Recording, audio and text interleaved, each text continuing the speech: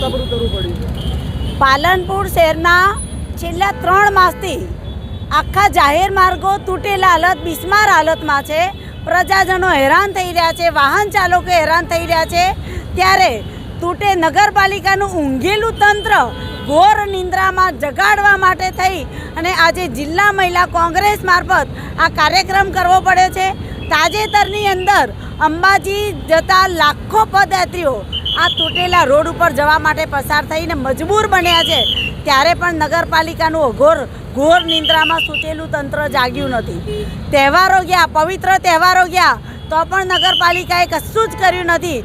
અત્યારે સરકારમાંથી 1 કરોડની માતબર રકમ 1 કરોડની રકમ ખાડા પૂરવા માટે થઈ, શહેરના રોડ રસ્તાના રિપેરિંગ માટે થઈને આવી છે. ત્યારે પદયાત્રીઓ બી તૂટેલા રસ્તે ગયા. તહેવારો આવી રહ્યા છે, સામે નવરાત્રિ આવેલી છે, દિવાળી આવી રહી છે, એમ છતાં પણ નગરપાલિકા અત્યારે હજી ઊંઘેલી છે.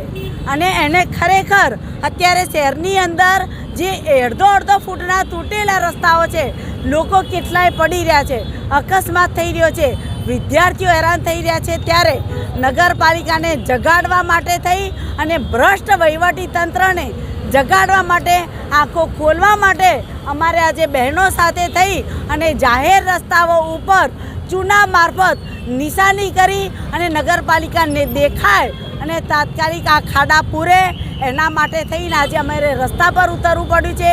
જો ટૂંક સમયની અંદર નગરપાલિકા જે આ રસ્તાઓમાં જે ખાડા પડ્યા છે એ કચરાથી નહીં, માટીથી નહીં, વેટ મિક્સથી નહીં, પણ ખરેખર જે રસ્તાઓ પર સાચા અર્થની અંદર સિમેન્ટથી રોડના ખાડા પૂરવા માટે, જ્યાં ડામરનો રોડ હોય ત્યાં ડામરથી ખાડા પૂરવા માટે થઈ અને આજે અમારે આ કાર્યક્રમ કરવો પડે છે.